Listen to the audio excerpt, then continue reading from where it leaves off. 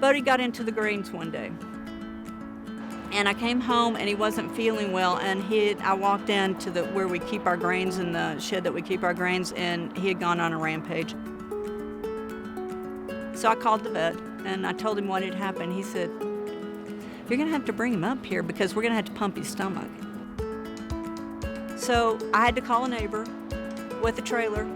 Neighbor came, we loaded Bodhi up, we took him, we dropped him off, and the vet said, "Now Jenna, he's gonna be here 2 nights." And I said, "Okay, that's what needs to happen."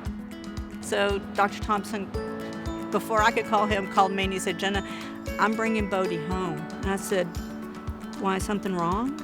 And he said, "No, he mooed all night long for his goat friends, and I can't stand it anymore, so he's gonna recoup at home." He called me later and he said, "My vet tech and I took him home, and I started thinking, how are we gonna get him into the paddock with the goats?" And so when he said that, I thought, because he could go in any direction.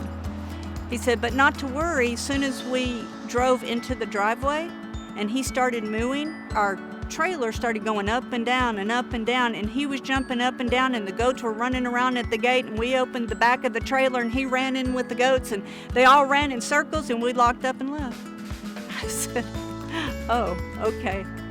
The moral of that little story is we need a trailer, but also these animals that come out here, they form a family, and they get depressed if they're away from their family. When Bodhi arrived, he was a month old, and he was roughly the same size as the goats. He's not the same size as the goats anymore, but he thinks that they're his family, and he chooses to be up here with them and does not. If I shut the gate that separates the 2 pastures, he will stand there and moo until I come and open it and let him back in.